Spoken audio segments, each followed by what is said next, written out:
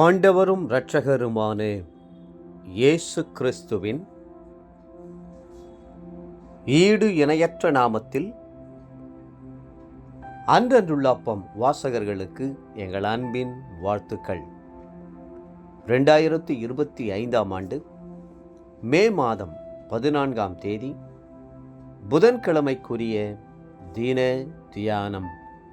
இன்றைய தலைப்பு நாங்கள் மன்றாடினோம்.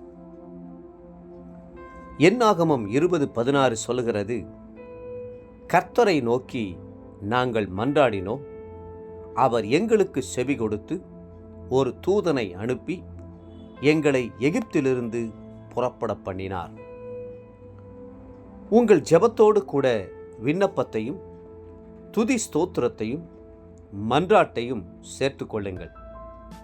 மன்றாட்டின் ஜெபம் மகா வல்லமை உள்ளது. அது சாதாரண ஜெபத்தை விட மிக ஆழமும் மேன்மையுமானது. மன்றாட்டு என்ற தமிழ் வார்த்தையானது இன்டர்செஷன் என்ற ஆங்கிலத்தில் மொழிபெயர்க்கப்பட்டுள்ளது. இதற்கு நடுவில் நிற்பது என்பது அர்த்தமாகும். எரேமியா தீர்க்கதரிசி அந்த மன்றாட்டு ஊழியத்தை செய்தபோது கர்த்தருக்கும் இஸ்ரவேல் ஜனங்களுக்கும் நடுவிலே நின்றார். இன்றைக்கு நாமும் கூட பிரச்சனை உள்ள மக்களுக்காக, போராட்டமான சூழ்நிலைக்காக தேவ சமூகத்திலே நின்று மன்றாட கற்றுக்கொள்ள வேண்டும்.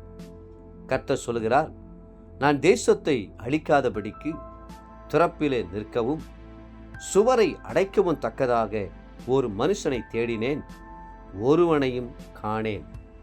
எசேக்கியேல் 22:30. மன்றாட்டின் ஜெபத்திற்கு நிச்சயமாகவே பதிலுண்டு. உங்களுடைய பிள்ளைகளுக்காக, குடும்ப ஐக்கியத்திற்காக, சபைக்காக, தேசத்துக்காக உபவாசம் இருந்து மன்றாடுங்கள். உங்களுடைய கண்ணீரின் மன்றாட்டை கர்த்தர் புறக்கணித்தவராய் ஒரு நாளும் கடந்து போக மாட்டார்.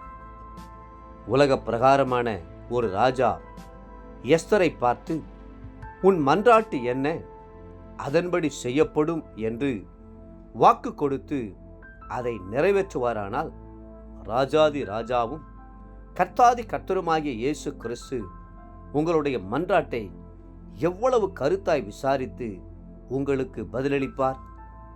Esther 5:3, Esther 7:2. ஜனங்களுக்காகவும் சபைக்காகவும் தேசத்திற்காகவும் மன்றாட்டு ஜெபங்களை ஏறெடுப்பதற்கு உங்களுடைய உள்ளத்திலே மனதுருக்கம் மிகவும் அவசியம். இயேசு கிறிஸ்து மனதுருகி அற்புதங்களை செய்தார். மனதுருகி பரிந்து பேசினார். மன்றாட்டு ஜெபம் ஏறெடுத்தார். யோவான் 17ஆம் அதிகாரம். கிறிஸ்துவின் மனதுருக்கம் உங்களுடைய உள்ளத்தை நிரப்பும்போது நீங்கள் மன்றாட்டு ஜெப வீரர்களாய் மாறுவீர்கள். நீங்கள் மன்றாடி ஜெபிக்கும்போது இயேசுவும் உங்களுடைய அருகிலே நின்று உங்கள் ஜெபங்களை பிதாவுக்கு தெரிவிக்கிறார். வேதம் சொல்லுகிறது, எபிரெயர் 4:15, நம்முடைய பலவீனங்களை குறித்து பரிதபிக்க கூடாத பிரதான ஆசாரியர் நமக்கிராமல் எல்லா விதத்திலும் நம்மை போல் சோதிக்கப்பட்டும் பாவமில்லாதவருமாயிருக்கிற பிரதான ஆசாரியரே நமக்கு இருக்கிறார். மன்றாட்டு ஊழியத்தை செய்கிறவர்கள் ஒருபோதும் சோர்ந்து போகக்கூடாது. விடாமுயற்சியோடு இடைவிடாமல் ஜெபம் பண்ண வேண்டும். 1 தெசலோனிக்கேயர் 5:17. ஜெபங்களுக்கு பதில் பெறுவதில் தாமதம் ஏற்பட்டாலும் ஜெபத்தை விட்டுவிடாதிருங்கள்.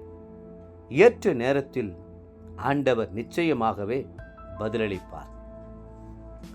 தேவ பிள்ளைகளே, உங்கள் மேல் மனதுருகி பரிதாபம் கொள்ளும் ஆண்டவர் ஜீவனோடு இருக்கிறார். அவரும் மன்றாட்டு வீரர் அல்லவா? உங்களுக்கு துணை செய்யாமல் இருப்பாரோ? இன்றைய நினைவிற்கு 1 சாமுவேல் 7:5. பின்பு சாமுவேல், நான் உங்களுக்காக கர்த்தரை மன்றாடும்படிக்கு இஸ்ரவேலர் எல்லாரையும் மிஸ்பாவிலே கூட்டுங்கள் என்றான். இன்றைய வேத வாசிப்பு காலை 2 ராஜாக்கள் 19, 20 மற்றும் 21 அதிகாரங்கள். மாலை யோவான் 4 அதிகாரம் 1 30 வசனம் முடிய. அன்புக்குரிய அன்றன் உள்ளப்பம் வாசகர்களே, மீண்டும் உங்களை வாழ்த்துகிறோம். திறப்பிலே நின்று மன்றாடி ஜெபியுங்கள். கர்த்தர் உங்கள் ஜெபங்களுக்கு பதிலளிப்பார். கர்த்ததாமே உங்களை ஆசீர்வதித்து மென்மேலும் உயர்த்துவாராக.